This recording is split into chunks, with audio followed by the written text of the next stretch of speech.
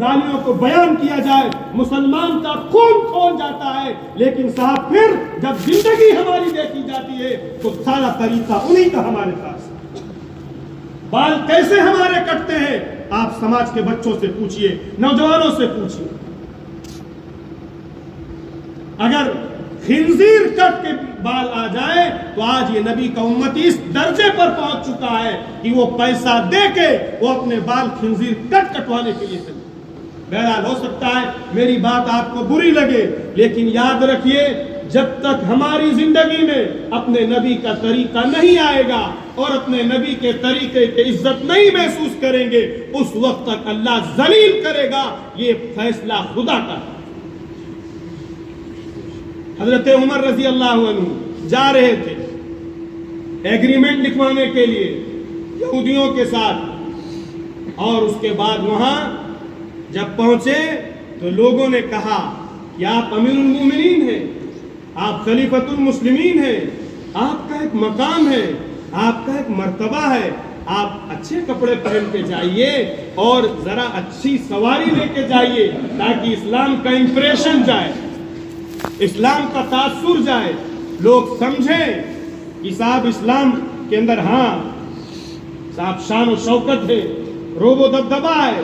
امیر المومنین نے ان کے کہنے کی وجہ سے اپنی سواری چینج کی، اپنے کپڑے چینج کیے۔ کتابوں میں لکھا ہے امیر المومنین کے دل کی کیفیت میں تبدیلی آ گئی، اور جیسے ہی تبدیلی آئی ترنت گھوڑے سے اترے، اپنا نیا جوڑا اتارا، اپنی سواری چینج کی، پرانی سواری پہ بیٹھے اور وہی پیون لگے ہوئے کپڑے پہنے۔ اس کے بعد ایک جملہ ارشاد فرمایا تھا، اعزنا اللہ بالاسلام، خدا نے ہمیں اسلام کی وجہ سے عزت دی ہے، کپڑوں کے ذریعے سے، سواریوں کے ذریعے سے، غیروں کی تہذیب کو ایڈاپٹ کرنے کے ذریعے سے خدا نے ہمیں عزت نہیں دی ہے۔ جس دن ہم نے اسلام کے علاوہ میں عزت محسوس کی، اللہ اسی دن ذلیل کر دے۔ ذلت کا بیسک اور بنیادی سبب ہی کہاں پہنچ گئے، کہاں پہنچ گئے؟ دسترخوان لگا ہوا، سلمان فارسی بیٹھے اور صاحب وقت کے چودھری اور جو اس زمانے میں جو بھی عہدے رہتے ہو، بڑے بڑے رؤساء، امراء، سلاطین، بادشاہ سب بیٹھے ہوئے ہیں، اور ایک صحابی بھی بیٹھے ہوئے ہیں۔ ان کے ہاتھ سے یہ اسپرٹ آج کے دور میں اگر مسلمان بچوں میں نہیں پیدا کی گئی، آپ یاد رکھیے آنے والے وقت میں یہ مرتد ہو جائے، مرتد ہو جائے۔ یہ جو محنت ہے یہ صاحب ایسے نہیں محنت ہے، اس محنت کو جب آدمی اپنے اندر اتار لے گا، اپنے آپ کے اندر اتار لے گا، باطل آپ سے آنکھ نہیں ملا، آنکھ نہیں ملا صاحب۔ وہ دیکھتا، باطل بھی دیکھتا ہے کہ صاحب ہم میں ان میں فرق کیا ہے، فرق کیا ہے، ان کی خواہشات کیا ہیں۔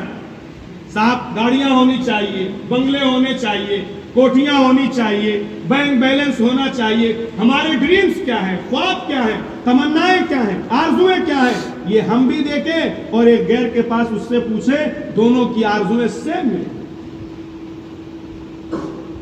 یکساں۔ کمپٹیشن ہے دکان میں، مال میں، کاروبار میں، اور صاحب آگے بڑھنے میں، اور ان کے بھی وہی خواب۔ تو وہ دسترخوان لگا ہوا، یہ اسپرٹ اس وقت پیدا کرنے کی سب سے بڑی ضرورت ہے، ورنہ سول کوڈ کی، یکساں کلچر کی بات ابھی چل رہی ہے، لیکن ہماری قوم کو پہلے سے اسے لیے ہوئے، علماء لڑائی لڑ رہے ہیں، دانشوران لڑائی لڑ رہے ہیں، حساب نہیں آنے دیں گے، اس سے سماج میں یہ آئے گا، یہ آئے گا، یہ آئے گا، قوم کا جو ہے وہ تتر بتر ہو جائے گی، لوگ پہچان میں نہیں آئیں گے۔ وہ صاحب وہاں باتیں چل رہی، دانشوران لڑ رہے ہیں اور مفکرین اور تھنکرز جو ہے وہ رو رہے ہیں، لیکن صاحب ذرا قوم کا جائزہ لے کے دیکھیے کہ ہم نے تو سب کلچر لیا ہوا، دسترخوان لگا ہوا، اور اس کے بعد وہ صحابی بیٹھے ہوئے۔ یہ اسپرٹ ہونا چاہیے۔ یہ روح ہونا چاہیے. ہم مسلمان ہیں, ہمارے پاس اپنا کلچر ہے, ہمارے پاس اپنی تہذیب ہے, ہمارے پاس اپنا رہن سہن کا طریقہ ہے. ہمارے آقا جو کچھ دے کر گئے بس ہمارے لیے وہی کافی. اس کے علاوہ جو کچھ ہے ہم اس پر تھوکتے. یہ اسپرٹ بچوں میں پیدا کرنا چاہیے. اسکولوں کے ذریعے سے, کالجز کے ذریعے سے, ان کے نصاب کے ذریعے سے, سلیبس کے ذریعے سے میرے عزیز و بزرگوں دوستوں بہت ادب کے ساتھ وہ اسپرٹ کھینچی جا رہی ہے, نکالی جا رہی ہے. اسی لیے ہمارے اس وقت کے جو بزرگان دین ہیں اللہ انہیں جزائے خیر, ان کا کہنا ہے کہ آپ اپنی ہر مسجد کو مکتب بنائیے اور ہمارا ہر بچہ جس طرح ہمارے گشت والے ساتھی ایک ڈور پہ جا کے ایک آدمی سے اللہ کی بڑائی بیان کر کے اس کو مسجد میں لانے کی کوشش کرتے ہیں, ٹھیک اسی طرح ہماری قوم کا ایک بچہ ہمارے لیے سرمایہ ہے, ہمارے لیے سورما اور سر کا تاج ہے. اس بچے کو بھی مسجد کے مکتب سے جوڑنا ہے. اگر نہیں جوڑا گیا آگے آنے والا وہی بچہ اللہ پر آبجیکشن کرے گا اور اعتراض کرے گا. دسترخوان لگا ہوا, وہ صحابی بیٹھے ہوئے, دسترخوان سے لقمہ گر گئے, ہاتھ سے لقمہ گر گیا دسترخوان پر. انہیں معلوم ہے کہ ہمارے نبی نے جو ہم سے کہہ دیا ہے اسی میں ہمارے لیے عزت, اسی میں ہمیں فخر ہے, اسی پر ہمیں ناز ہے, اسی پر ہمیں مرنا ہے اور اسی پر ہمیں زندہ ہے. گر گیا. حدیث میں آتا ہے اذا سقطت لقمۃ احدکم, جب تم میں سے کسی کا لقمہ گر جائے فلیأخذها, تو وہ اسے لے لے, ولیرفعها, اور اسے اٹھا لے. آگے فرمایا ولیمط عنها الاذى, اور اگر اس میں کچھ لگ گیا ہے تو اسے صاف کر دے. ولیأکلها, اور اسے کھا لے. ولا يدعها للشیطان, اور اس لقمے کو شیطان کے لیے نہ چھوڑے. یہ ہمیں سکھایا ہے. دسترخوان اور وسا کا ہو, وزراء کا ہو, عمرا کا ہو, پریزیڈنٹ کا ہو, صدور کا ہو, ملک کے سربراہ لوگوں کا ہو, ہمیں اس سے مطلب نہیں. ہمیں مطلب کو اپنے آقا کے طریقے سے. اٹھایا لقمہ, صاف کرنے لگے, بغل سے کسی نے صاحب اشارہ کیا, ارے لوگ سمجھیں گے کہ بیکورڈ ہے یہ. ہاں, لوگ سمجھیں گے کہ بیکورڈ. آج سمجھتا ہے آدمی, جو آدمی ہمارا خدا اس پر رحم فرمائے, جو ہمارا بھائی اس طرف چلا گیا اور اپنے آپ کو کلچرڈ بنانے میں یہاں تک پہنچ چکا کہ یہود و نصارہ میں کوئی فرق نہیں باقی رہا, وہ آج جو مسلمان اپنے اسلام کو فالو کرتے ہیں وہ اسے بیکورڈ ہی کا خطاب دیتے ہیں. کہتا ہے صاحب یہ لوگ تو بہت پچھڑے ہوئے ہیں, کیا معلوم دنیا میں کیا ہو رہا.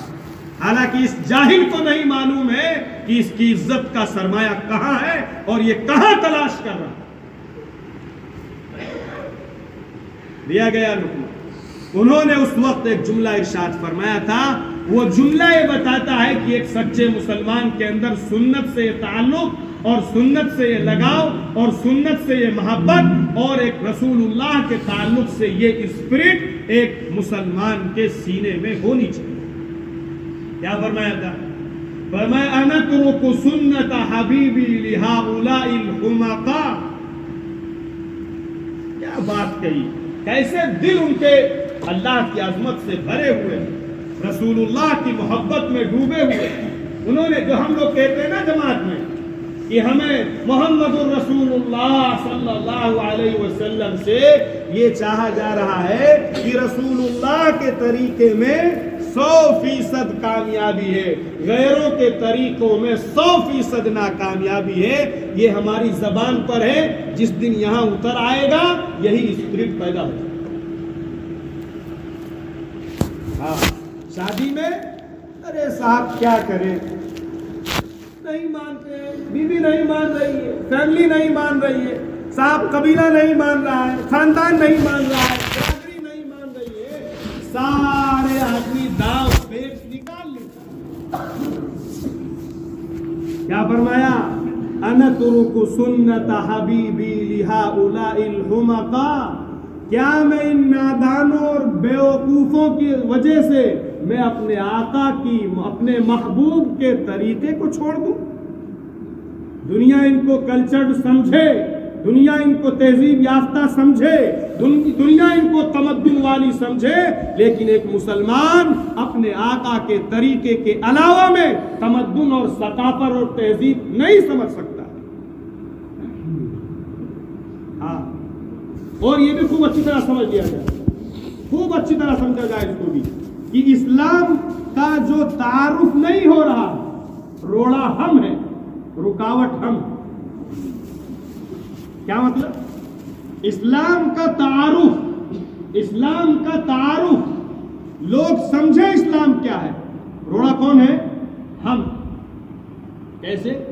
फरमाया बुनियल इस्लाम अला खम्सिन शहादती अल्ला इलाहा इल्लल्लाह व अन्ना मुहम्मदन रसूलुल्लाह व इकामिस सलाह व ईताइज ज़कात व सौम रमज़ान वल हज इन इस्तताअ इलैहि सबीला। ये फरमाया इस्लाम के ये अरकान हैं, बुनियादें हैं। बुनियाद से किसी चीज का तारुफ होता है? नहीं समझ में आया? अरे बुनियाद से किसी चीज का तारुफ होता है? बुनियाद जैसे है, बुनियाद रखी गई, क्या गुजरने वाला जान जाएगा कि ये हॉस्पिटल की बुनियाद है, या साहब स्कूल की बुनियाद है, या कॉलेज की बुनियाद है, या साहब माबद की बुनियाद है, या मस्जिद की बुनियाद है, या साहब जो मेरी झाल की बुनियाद है? सिर्फ बुनियाद रखी गई, कोई समझ पाएगा चलने वाला? अरे बोलो, अब उस पर तामीर कर लीजिए इमारत, समझ में आ जाए, लिख के लगा दिया जाए, सस्ता हो जाएगा उसके ऊपर कि साहब ये मेरी झाल है, ये साहब स्कूल है, ये साहब कॉलेज है, ये साहब मस्जिद है, ये साहब मंदिर है, और ये साहब ऐसा है। क्यों? इसलिए कि बुनियाद इस्लाम की 5 चीजों पर है, उसमें से जो बुनियाद है अभी बुनियाद पर ही नहीं हमारे, जो नीचे होती है, तारुफ कैसे होगा उसका? 5 चीजों पर बुनियाद रखी। शहादत, अल्लाह के माबूद होने की गवाही दे, अल्लाह के इलाह होने की गवाही दे। इबादत के लायक तो सिर्फ वही है, और इबादत का मतलब भी जो हम कलमा पढ़ते हैं, ला इलाहा इल्लल्लाह, कि माबूद कौन है? अल्लाह के अलावा कोई माबूद नहीं। माबूद का मतलब भी नहीं समझते। माबूद का मतलब इतना नहीं है कि आदमी सर झुका दे और इबादत हो। सर झुकाना अल्लाह के सामने, ये पूरी इबादत नहीं है। इबादत का मतलब होता है गुलामी। उसी से बना है अबीद, इसे गुलाम कहते हैं। इसी को फरमाया गया कुरान की दूसरी आयत में, वमा खलक़तुल जिन्न वल इंसा इल्ला लियअबुदून।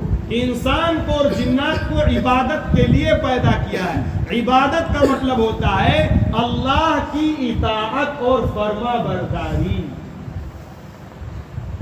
हमने समझा है कि साहब मस्जिद आ गए और सर झुका लिया, इबादत कर ली, और इबादत का हक हमने अदा कर दिया। अब दुकान में हम चाहे जैसे रहे, कारोबार में हम चाहे जैसे करें, मुलाजिमत हम चाहे जैसे करें, और साहब हम बाहर की जिंदगी में आजाद हैं। वो हमारी साहब प्राइवेट लाइफ है और इंडिविजुअल लाइफ है, इनफिरादी जिंदगी है, शख्सी जिंदगी है, हम वहां पर आजाद हैं। बाकी मस्जिद में आके क्या कर लेंगे? सर झुका लेंगे इबादत पर। ऐसा नहीं।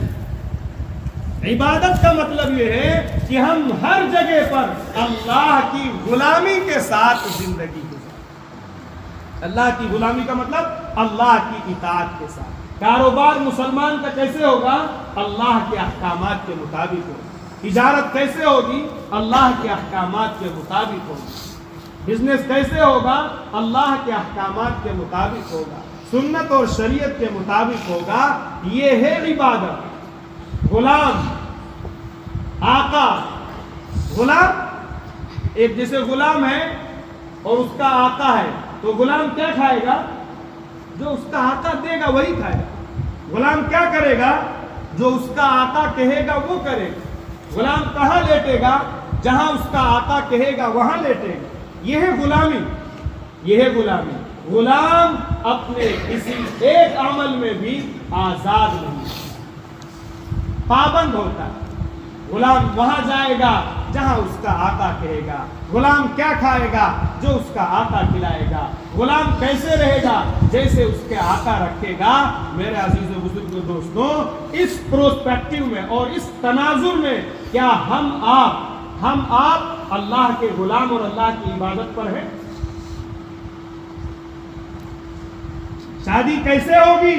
جیسے اللہ اور اس کے رسول کے، تبھی تو غلامی. فنکشن کیسے ہوں گے؟ جیسے اللہ اور اس کے رسول صلی اللہ علیہ وسلم کے، جب غلامی. اور اگر ہم نے اپنی مرضی کے مطابق کیا تو ہم غلام تو اس کے رہیں گے، لیکن آقا تنبیہ کرے گا. آقا کیا کرے گا؟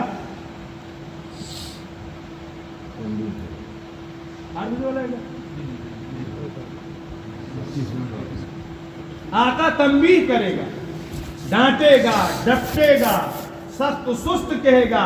اور اگر پھر غلام نہ مانے تو پھر پکڑ کے رسید کرے گا، اور پھر نہ مانے تو اور سخت سزا دے گا.